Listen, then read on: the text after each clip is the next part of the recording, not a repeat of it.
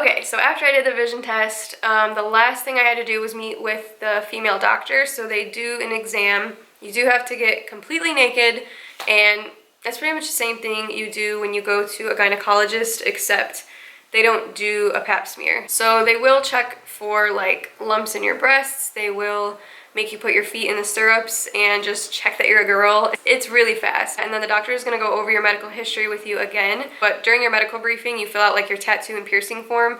So you put the location of your tattoos, what they are of, what they mean, stuff like that. So she was flipping through my paperwork and she's like, did you get a chance to finish your tattoo form? I'm like, yes. So she's gonna double check with you that your answers are still consistent and the same, and that there's nothing important that you left out that she should know. And again, my medical history is actually really simple. So I got my wisdom teeth out in like 2012, and that's pretty much, that was the only thing on my medical history that I had to let them know. So she was surprised because I'm sure that there are a lot more complicated cases than me, and she's like, no broken bones, like you never even got your tonsils removed, anything? I'm like, no, nothing. So she'll look in your mouth, she'll like feel around your neck, she'll look in your ears. She made me like plug my nose and hold my breath and like blow out so that she could like test my eardrums or something. Like, you know how you pop your ears when you get off an airplane? She basically has you do that so she can see your eardrums moving in each ear. She'll check your abdomen, things like that. I don't know what they were looking for, if it was like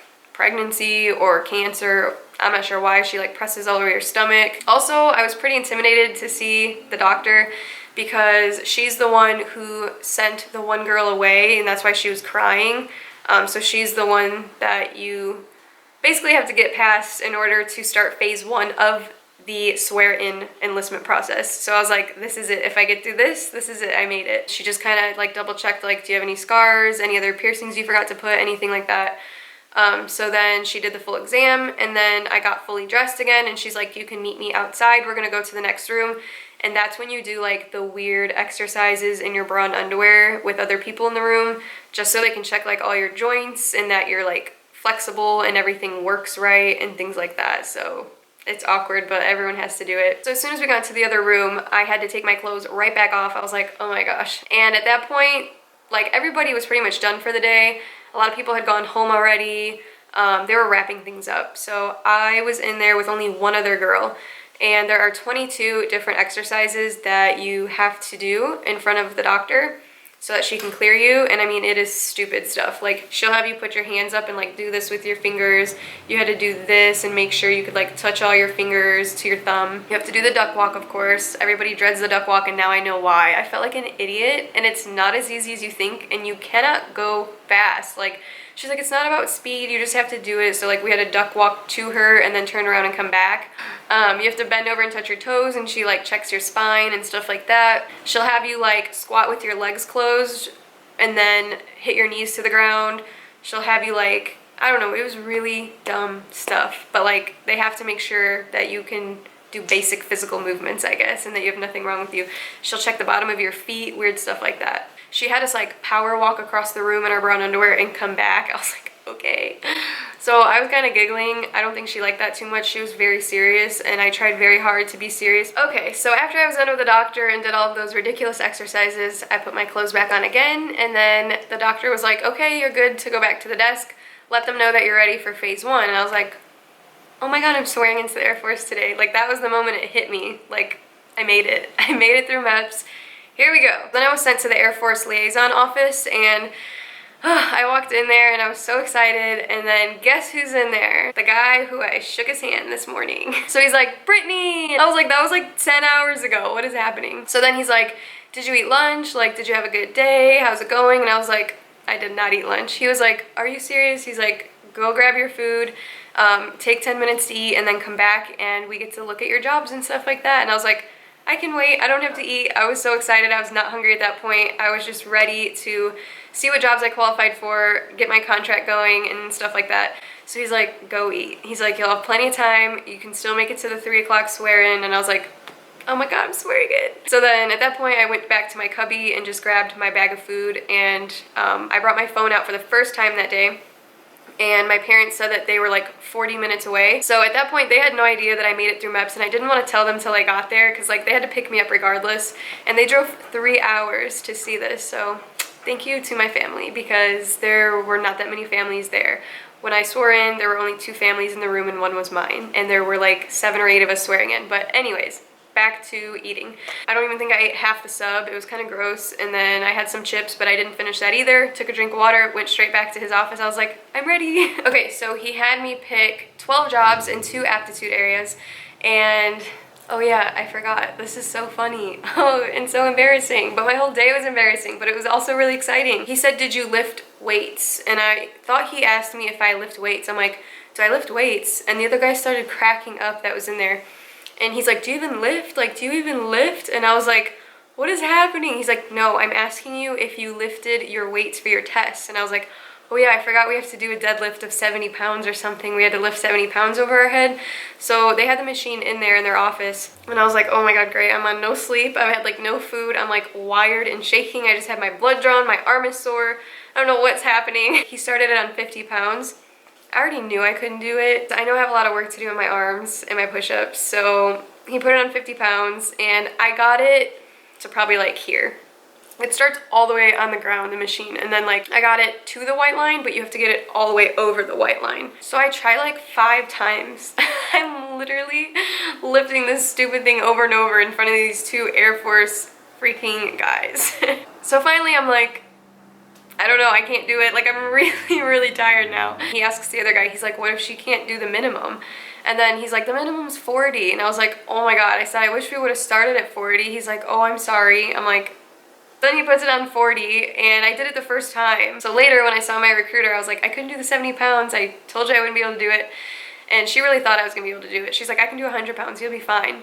And she's like, really, you couldn't? She's like, could you do 60 or 50? And I was like, no, I literally did 40. She's like, that's the minimum, that's so bad. I'm like, I know. Anyways, so I did the weights. I got to finally sit down and see the list of jobs that I qualified for. Because I couldn't lift the weights, I'm pretty sure that took off like half my jobs. But I really didn't mind because I didn't really want anything mechanical or electric or anything like that. I was really interested in a lot of the admin or general jobs. So in the admin aptitude area and the general aptitude area, I really was interested in anything computer related or Intel. So I picked a lot of Intel jobs like geospatial intelligence, operations intelligence, fusion analysts. And my recruiter said a lot of people don't score high enough to choose those. So they're open oftentimes and that'll help me leave sooner. And I was like, perfect. So the guy doing my paperwork was like, when are you available to leave for basic? I said, today. He's like, you want to leave today? I'm like, I mean, I was kind of kidding, but kind of not. I still have my own apartment. I have to get everything out of here, like sell it or put it in storage and then stay with my parents till I have a date to leave. So on my paperwork, I did put that I was available like the very next day, which would have been today, to go to basic. So then a few minutes later, while we're doing all my paperwork and I'm signing everything and fingerprinting everything, the guy behind us was like, hey, one of the jobs you just picked for Intel, fusion analyst, he's like, it leaves tomorrow, do you want it? I can't really leave tomorrow. And then the guy doing my paperwork was like, you put that you could leave tomorrow, like you put tomorrow's date, it's on your paperwork. And I was like, my fingerprints still have like 2 weeks to come back and get cleared, so he's like, you can't leave anyway. And I was like, oh God, I really thought I was leaving for basic already, which I wouldn't have been that mad about. What else did I have left to do? Oh, I had to do phase 2, which was like, I met with this lady in this office where she did all my fingerprints. You do all 10 fingerprints. She asked me a bunch of questions about like, if I die, basically who's in charge of my remains and if I have any money left over or something, like who gets my money. I just put my dad for everything, and then she's like, oh yeah, you're a daddy's girl, I saw your tattoo form, and I was like, yeah. Okay, so that was phase 2, and at that point, my family was there, so I went out there, back to the front desk. Like you have to check in with them after like almost everything you do. So I went back to the front desk again, confirmed that I did phase 2, and that's when I saw my parents like waiting towards the front, and like that was the moment that it hit me. Like everything literally hit me right here when I saw my family there. It was my parents and my little brother, and they didn't know that I was making it through or if like I was swearing in that day or if everything went well. So like I went up to them and my mom's like looking at me like, what happened, like is everything okay? Like I could just read her face like, tell me. So I was like, I'm swearing in 15 minutes, and like she started hugging me and crying, and I started almost crying, like my eyes watered up, but I was like, oh my God, we are literally like in the waiting area of the front of this place and everyone's like right here, and I still have to do like a few more things before I get to swear and I have to hurry up. Like I just didn't want to lose my composure in that moment, but ugh, the feels. I had to do a survey and like one other thing before I could swear in, and they were like, oh, I had to finish my jobs. Like I'm still picking my jobs. You don't have time to look them up really. You just have to hurry up and put them in order from like 1 to 12, which one you want the most to the least. I didn't care about the numbers. I'm not super picky about a job. I just want to get started and get out of here. I don't want to sit in the delayed entry program for too long. So I hurried up and did that. I tried to do as much of the survey as I could, and then they called me in there to get sworn in. I heard Willis, and I was like, oh God, they really know who I am today. So I went in there, and then I'm gonna go ahead and insert the video clip, if I can, of us swearing in. The guy that was working at the front desk all day came in the room with us, the ceremony room, and he gave us like a quick briefing about what we were gonna do, what we were gonna say. We like practiced it, and I was like, this is so awesome. Like it all happens, I almost said it all happened so fast, but it was literally 12 hours or 11 hours at this point. It's like all day you're doing all these things not knowing what the outcome is gonna be, and then you get to that one moment where like everything falls into place and you're like, dang, I just signed my contract. But yeah, we did our little ceremony, and my parents did record it. They were one of the only 2 families that came to see the ceremony for that hour, at least for those people. And one of the guys that swore in with me that was behind me, he was actually the one I started with, like we did the hearing test together at like 6 in the morning. Not on the same track as everybody there, so it was cool to like know someone that I was swearing in with kind of. But he told me he had to do his hearing test again, and I was like, oh my gosh, that sucks. So yeah, that's the moment where everything is worth it and everything is real. There was an Army officer leading our oath of enlistment, and she messed with me too. Of course, they asked for the short people in front, which was me, and I was like front and center right in front of her, like so close to her, so I'm literally staring dead at her, and I can't help but smile. Like all day I was just excited. I'm so happy and excited, so I'm like cheesing right in the front. Probably not supposed to be smiling like that. I couldn't help it. My family's watching me. So then she just kind of like gets up there and she's like looking dead at me, like smiling back at me, and I'm like, she's like, why do you want to join the Air Force? And I was like, it's just a personal decision. She's like, you sure you don't want to join the Army? I'm like, I'm sure, I'm positive. She's like, I can go get an Army recruiter right now. It's not too late. Are you sure? Like just teasing me, and I'm like cracking up. We do our oath of enlistment, and it was amazing.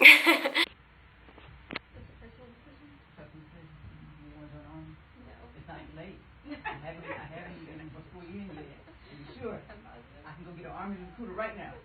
All right. Well, I'm going to stick with the Air Force then. Now, I'm going to leave it alone. Let us stick with the Air Force then. Relax, you guys. Relax. I have to pick them other branches of the service. Army, I see y'all back there. Okay, all right, all right. Navy, I see you. I'm not going to leave y'all. I see you. All right. Andrews. There you go. Represent. All right. Well, I know it's been a long day. I'm not going to keep you in forever. But I have to thank you guys for hanging in there. You know, you could have given up on me, but you didn't do that. So they always said great things about you. You know, one, you have some discipline. I know you will need discipline to put this uniform on. And this is something that you really want. So when you leave here today, you know, just make sure you let all your family and your friends know that just because you walk into this recruiting station, you know, put on a uniform is never guaranteed. It's something that you had to come in here and work for and right here for. You know, from the time you put that ass down until the time you made it to this room, we worked for everything. And I know you saw that today, especially going through medical, didn't you? So if you are not proud of yourselves, know that I am proud of you.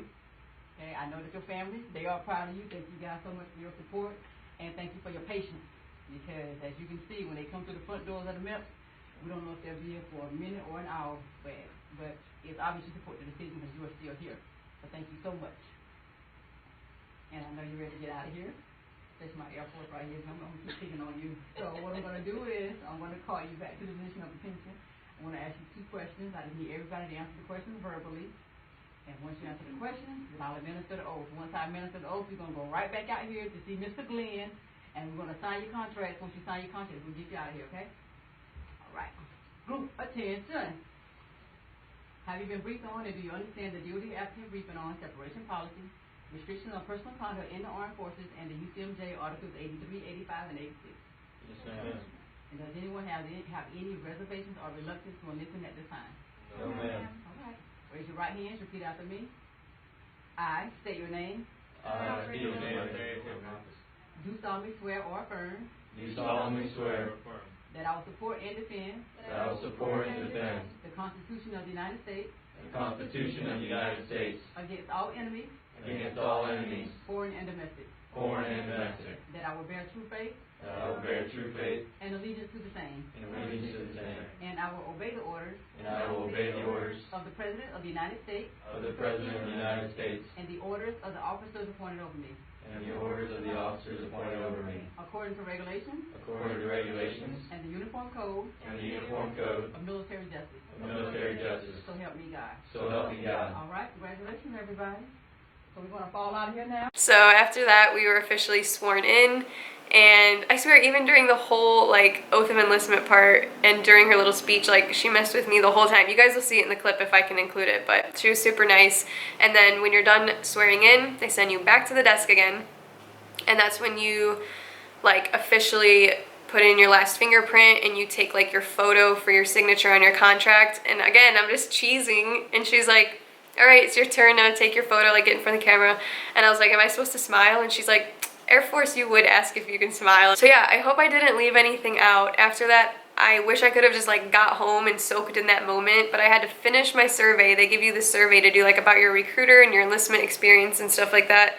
So I hurried up and finished that. It was 67 questions. I was like, I am not in the mood right now. I'm just excited and I want to go home. I went back and I turned in my job sheet and the survey, and then signed like a couple more things. He gave me a copy of my contract, and that was pretty much it. So then my recruiter originally said to come to her office afterwards and kind of like tell her everything that happened, sign some more paperwork to put me in the delayed entry program, see if I want to add any more jobs or look at the job book. You can't take away jobs after that, but you can add more so that hopefully you can leave early. We were on our way back, and because at this point it was like 4:15 and we were like almost 2 hours from the recruiter, she's like, don't worry about it, like just go home. She's like, we can meet next week or whatever. But then we ended up actually meeting this morning. So this morning I got up at 6 a.m.